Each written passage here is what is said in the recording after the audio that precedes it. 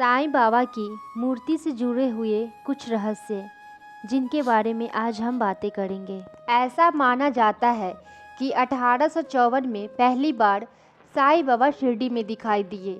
उस समय बाबा की उम्र लगभग 16 साल थी। साईं ने अपने जीवन काल में कई चमत्कार दिखाए थे, जिसकी वजह से साईं बाबा के प्रति लोगों की आस्था बढ़ रही है। खास बात यह है कि साईं बाबा की पूजा अर्चना सिर्फ भारत ही नहीं, आज पूरी दुनिया में होती है और उनके चमत्कारों का गुणगान भी किया जाता है। सबसे खास बात यह है कि शिरडी के साईं बाबा को छोड़ दे तो इसके अलावा जहाँ जहाँ भी साईं बाबा के मंदिर बने हैं, वहाँ उनकी मूर्ति एक ही छवि वाली है, वह भी संगमरमर की मूर्ति। मान्यता है कि साईं के इस आसन वाली मूर्ति को शिरडी में ही बनाया गया था, जहां उन्होंने समाधि ली थी। इस मूर्ति की पूजा साल 1954 से लगातार की जा रही है। ऐसी मूर्ति के पीछे एक गहरा राज भी छुपा है, जिसके बारे में उन्हें उनके भक्तों को शायद ही पता हो। दरअसल लोगों का मानना है कि साईं अपने भक्तों के कष्टों को दूर करने के लिए खुद आते हैं। एक घटना खुद साईं बाबा की यह मूर्ति बनाने वाले शिल्पकार से जुड़ी है। इसके बारे में जानकर आपको भी हैरानी होगी। जी हाँ, जिस शिल्पकार को साईं बाबा की मूर्ति बनाने के लिए कहा गया, उसके सामने सबसे बड़ी मुश्किल यह थी कि वो मूर्ति को किस तरह की बनाए। ऐसी दुविधा में उसे कहा गया कि वो साईं बाबा को याद करके मूर्ति बनाए। मूर्ति बनाते समय जब उसे कुछ समझ नहीं आ रहा था, तब वो निराश होकर बैठ गया और कहने लगा कि बाबा, मुझे इतनी शक्ति दीजिए कि मैं ऐसी प्रतिमा बनाऊं जो मनमोहक हो। इसके बाद साईं बाबा ने खुद दर्शन दिए और जिसके बाद ये आसन वाली मूर्ति बनी। साईं बाबा की मूर्ति बनाने वाले का नाम बसंत तालिम है। मूर्ति से जुड़ी एक रहस्यमय जानकारी यह है कि कोई आज तक नहीं जानता कि साईं बाबा की मूर्ति बनाने के लिए यह पत्थर किसने भेजा था, सिवाय इसके कि यह इटली से आया था। यह घटना 1954 की बताई जाती है।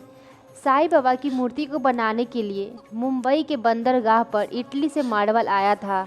मार्बल पर सिर्फ इटली लिखा था, इससे पता चला कि वो वहाँ से आया है। वैसे तो इसके बाद इस आसन वाली अब तक लाखों करोड़ों मूर्तियाँ बन चुकी है, लेकिन शिरडी में विराजी मूर्ति की बात ही अलग है। इस मूर्ति की खासियत यह है कि जब आप साईं बाबा की ओर गौर से देखेंगे तो लगता है कि वे हमें देख रहे हैं। श्री बालाजी तालिम को बाबा की मूर्ति के बाएं घुटने के नीचे एक छोटे से अतिरिक्त हिस्से में एक एयर पॉकेट मिला, जिसे हटाना पड़ा। यह खतरनाक लग रहा था, क्योंकि एक तैयार मूर्ति से एक एयर पॉकेट को हटाने में पूरे हिस्से के नीचे आने का खतरा था। आखिरकार और काफ़ी घबराए हुए श्री बालाजी तालिम ने छेनी और हथौड़ा खुद लिया और बाबा मेरी मदद करो की प्रार्थना करते हुए बाएं घुटने के नीचे संगमरमर के अतिरिक्त हिस्से को छूते हुए एक छोटा सा झटका दिया और उनके बड़े आश्चर्य के लिए बाबा की मूर्ति के बाकी हिस्से को छोड़कर संगमरमर का केवल अतिरिक्त हिस्सा नीचे आ गया। यह देख उनकी आंखों से आंसू छलक पड़े और उन्होंने बाबा को प्रणाम किया, नाचने लगे और सभी को मिठाई बांटने लगे। जैसे उन्होंने साईं बाबा के ऐसे अद्भुत चमत्कार का अनुभव किया। साईं बाबा की 5.5 फीट की तैयार मूर्ति को पूरे गांव में धूमधाम और समारोह के साथ ले जाया गया।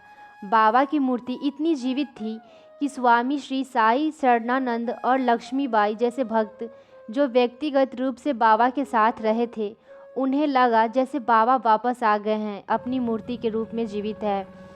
7 अक्टूबर 1954 विजयादशमी के दिन बाबा की समाधि के पीछे समाधि तीर्थ के पश्चिमी भाग के मंच पर साईं बाबा की संगमरमर की मूर्ति की तरह इस जीवन को स्थापित किया गया था और प्राण प्रतिष्ठा की उचित औपचारिकता स्वामी श्री साई शरणानंद द्वारा की गई थी, जो बाबा से पहले मिले थे उनकी महासमाधि पे। बाबा की मूर्ति की तैयारी के समय एक दिन बाबा ने श्री बालाजी तालिम को दर्शन दिए और कहा, काम खत्म करो और तुम भविष्य में कोई अन्य मूर्ति नहीं करोगे। इसलिए तालिम ने तब से कोई अन्य मूर्ति तैयार नहीं की और अंत में 82 वर्ष की आयु में 25 दिसंबर 1970 को उन्होंने अंतिम सांस ली।